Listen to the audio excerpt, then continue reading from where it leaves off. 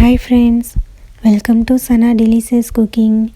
இப்போ நீங்கள் பார்த்துட்ருக்கிறது என்னோடய வாழை மரத்தில் வாழைக்கொலை வர ஸ்டார்ட் ஆகிருக்குது. அதை உங்களுக்கு நான் வீடியோ எடுத்து காமிச்சிருக்கேன். பாருங்கள், பார்க்குறதுக்கே எவ்வளோ பியூட்டிஃபுல்லாக இருக்குது.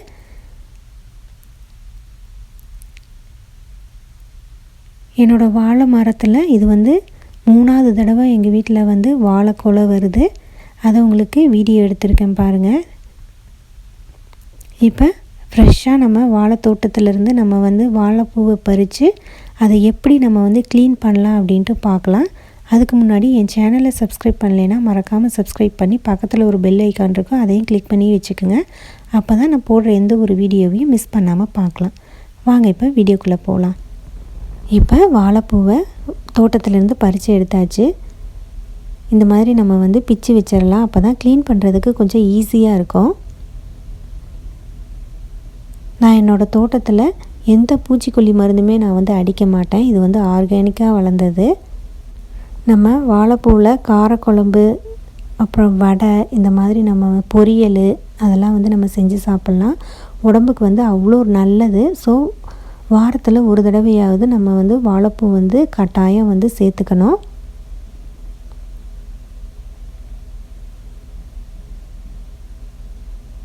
இப்போ பாருங்கள், இந்த மாதிரி நம்ம ஒன்றா பிச்சு வச்சிடலாம்.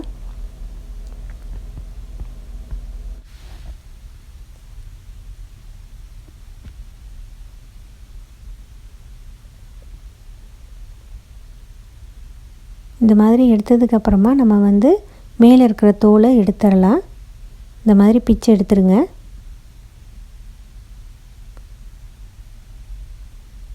இப்போ பாருங்கள், ஃபஸ்ட்டில் ஒரு சின்னதாக ஒரு பீஸ் தெரியுது பார்த்திங்களா, அதை நம்ம பிச்சு எடுத்துடணும்.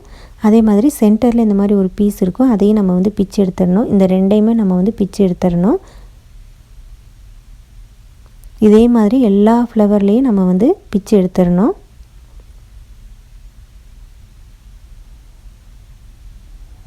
வாழைப்பூ சுத்தம் பண்ணுறது ரொம்ப ஈஸியான வேலை தான். ஆனால் எல்லோரும் ரொம்ப கஷ்டமான வேலைன்னு நினச்சிட்டு யாருமே அதிகமாக வாழைப்பூவை வாங்கி சமைக்க மாட்டாங்க. ஆனால் நம்ம உணவில் கட்டாயம் வாழைப்பூவை சேர்த்துக்கணும். அதுக்கப்புறமா நம்ம வாழைப்பூவை சுத்தம் செய்கிறதுக்கு முன்னாடி கைகளுக்கு நம்ம கொஞ்சம் லைட்டாக ஆயில் அப்ளை பண்ணிவிட்டு நம்ம வாழைப்பூவை சுத்தம் செஞ்சோம் அப்படின்னம்னா நம்ம கை பிளாக் ஆகாமல் இருக்கும். இது ஒரு சின்ன டிப்ஸ் உங்களுக்கு. இதே மாதிரி எல்லா ஃப்ளவர்லேயும் இருந்து நம்ம ரிமூவ் பண்ணிடணும். இந்த மாதிரி எல்லா ஃப்ளவரையும் நம்ம க்ளீன் பண்ணதுக்கப்புறமா நீங்கள் மோரில் நீங்கள் போட்டு வச்சிங்க அப்படின்னா பிளாக் ஆகாமல் இருக்கும் வாழைப்பூவு. சமைக்கும்போது இதே கலரில் கிடைக்கும்.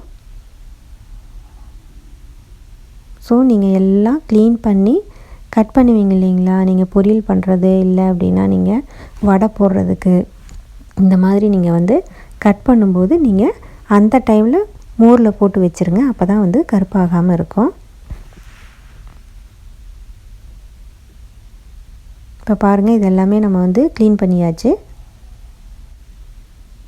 இந்த மாதிரி வாழைப்பூவில் பிஞ்சு இருக்கும், அதையே நம்ம க்ளீன் பண்ண வேண்டாம், அப்படியே சமைக்கலாம்.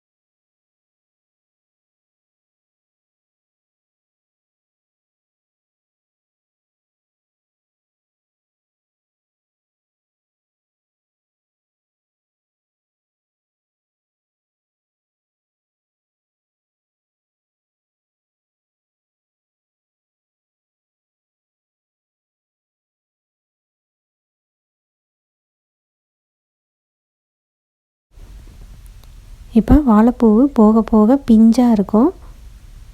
ஸோ நம்ம மேலே இருக்கிற தோலை மட்டும் நம்ம க்ளீன் பண்ணிடலாம்.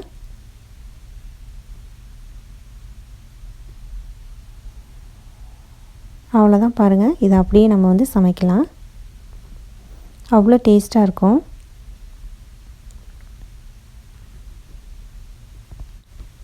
இந்த பீஸை நம்ம அப்படியே கட் பண்ணி பொரியல் பண்ணிக்கலாம். ஓகே ஃப்ரெண்ட்ஸ், இந்த வீடியோ உங்களுக்கு ரொம்ப யூஸ்ஃபுல்லாக இருக்கும்னு நினைக்கிறேன். அப்படி இருந்தது அப்படின்னா கமெண்ட் பாக்ஸில் கமெண்ட் பண்ணுங்கள். ஓகே ஃப்ரெண்ட்ஸ், என் சேனலை சப்ஸ்கிரைப் பண்ணி மறக்காமல் சப்போர்ட் பண்ணுங்கள். தேங்க்யூ.